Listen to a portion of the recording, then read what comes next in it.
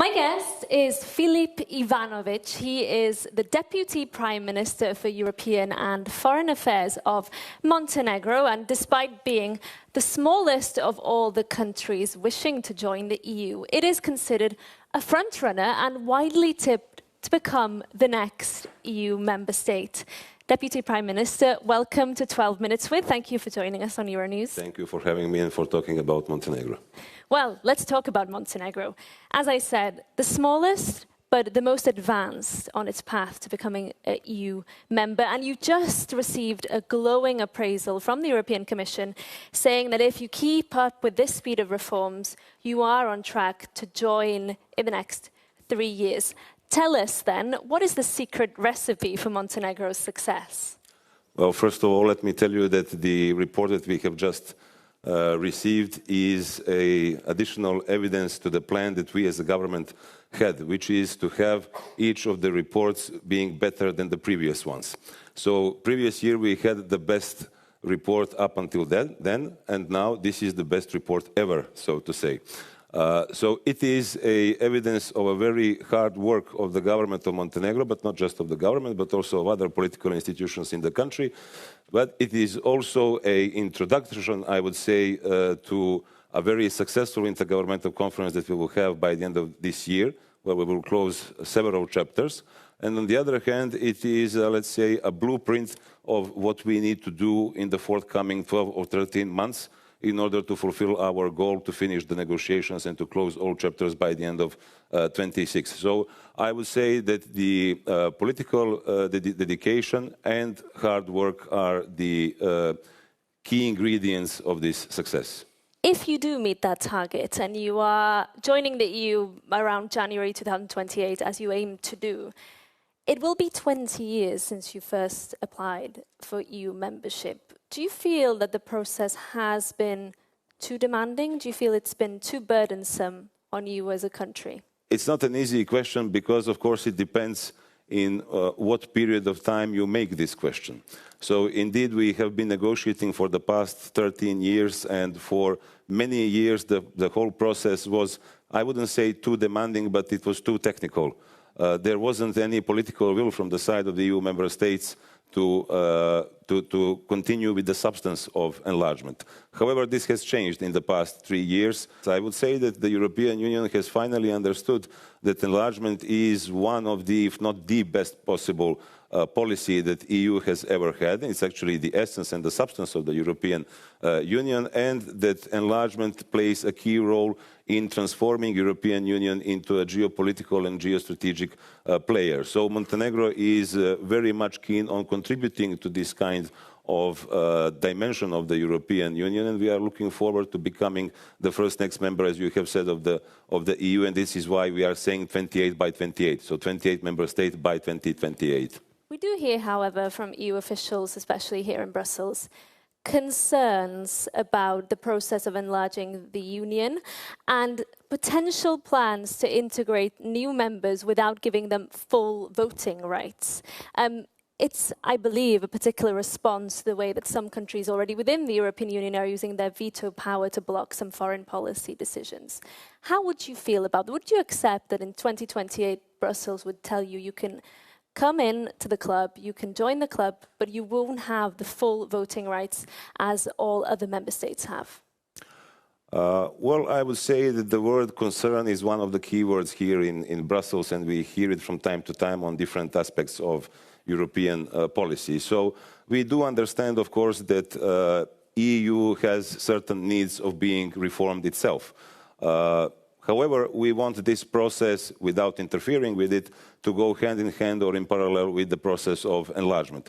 What we are aiming at is full-fledged membership into the European Union, and this is why we are doing all the so-called homework in order to qualify to become equal partner at the table. But let me tell you, I do understand where these concerns come from. But for example, Montenegro has been for years aligned, 100% aligned with common foreign and security policy, and it continues to be so. And we actually had a different idea to become observers, regular observers at the Foreign Affairs Council, because if we are 100% aligned, why not be there without the right to vote, of course, until we become members. But what we expect is no less than full membership in the European Union. You say that you are 100% aligned with the EU's foreign policy.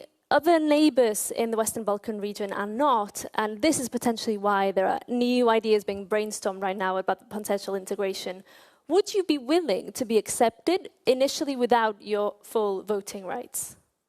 I would say that this is hardly acceptable, especially since, as I said, for years we have been aligned, and why we will not continue to be aligned. This is a very abstract and theoretical question. And of course, we do not want to be victims of anybody else who thinks differently. So far, Montenegro has been aligned, has given its contribution to every decision of the European Union regarding its foreign and security policy, and we actually want to contribute to it more actively and not more passively. Another idea that is making the rounds here in Brussels is this concept of a probation time, where a new country would join and would be trialed, in a sense, for a certain amount of time, maybe months, maybe years. How would you feel about that? Well, we've been on trial for the past 13 years. And we'll be on trial until we close all negotiation chapters. So once we close the negotiation chapters, as far as I'm concerned, the trial is over. I'd like to ask you a little bit more about the report that the Commission has just put out. It does ask you to clamp down on some things and to advance some reforms. It includes media freedom. It includes things like more coordination between ministers, because you have quite a big government. How are you looking to address these concerns? Well, let me tell you first that, as we said at the beginning, this is by far the best report that we have ever received. But of course, it's not perfect.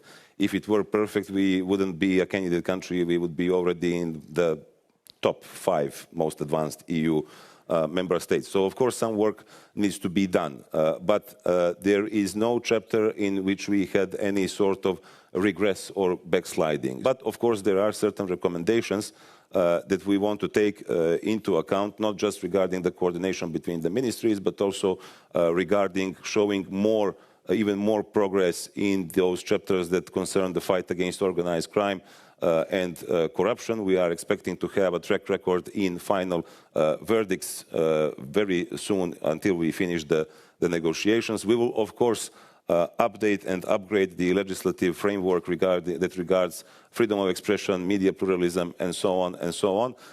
But as I said, all in all, I think this is a very good report, and it is basically very similar to those reports that certain countries that are now members of the EU used to get 1 or 2 or 3 years before they joined the European Union. And as I said at the beginning, this report is not just an introduction to a successful intergovernmental conference by the end of this year, but it is also a blueprint for the things that we need and want to do by the end of 26. I'm going to ask you to perhaps wear your hat of foreign minister in answering this question. But how much of a geopolitical signal would it be if the EU were to accept Montenegro as a new country, and how much of a geopolitical cost would that be if the EU failed to do that swiftly? Answer to both of the questions is huge. So it would be a huge gain for the European Union to finally prove that countries that do their job and that are actually willing to accede and can become members of the EU, because, as I said, it is the best policy that the EU has ever had, the very substance of the European Union. Because if the enlargement does not happen, not just with Montenegro, but also with other candidate countries, then the very concept of European Union loses its credibility. It's not European, it's not Union anymore. So with Montenegro, European Union is going to prove its very name, is going to prove its concept, is going to prove its values, and is going to prove its geopolitical status. However, if that does not happen, then it's a big loss, not just for Montenegro and candidate countries, but for the European Union, because European Union will then fail the promises and it will lose credibility. For us, it will be a devastating situation in which we are performing all the reforms and are not becoming member of the EU, and it will be a horrible signal to all other candidate countries, because then they would understand that whatever they do is vain. And this is something that we cannot accept. Finally, Deputy Prime Minister, you come from a region where some countries have been in the waiting room for decades. Do you think it could be a pull factor? That is, could it send an important signal to the Western Balkans and encourage them to really accelerate their reforms? If Montenegro were to join, would it be a broader boost for that region of the world? As I previously said, if Montenegro does not join, it's going to be bad for the European Union, it's going to be bad for Montenegro, and it's going to send a very bad message to other candidate countries. And it works the other way around. If Montenegro becomes the member of the EU according to the fair, strict, and merit-based approach that we fully support, and that has been also envisioned in the enlargement package that we saw, then, as I said, EU confirms its credibility and it boosts its geopolitical players' status. Of course, for us, it boosts our economy, rule of law, democracy, the feeling of our citizens that actually feel like they are there and they are knocking at the door. They just need this door to be open. And again, it will be a tremendously important message to all other candidate countries, because it will prove that hard work and political dedication pays off, to put it in those terms. But it will also prove all other voices that are not very friendly towards the Western Balkans and not very friendly towards the European Union, that keep saying, whatever you do, you will not become member of the EU. So we need to prove those voices wrong. Minister, thank you so much. All the best with your reforms to come. Thank you for joining us on 12 Minutes With. Thank you very much. Thank you so much. Thank you so much.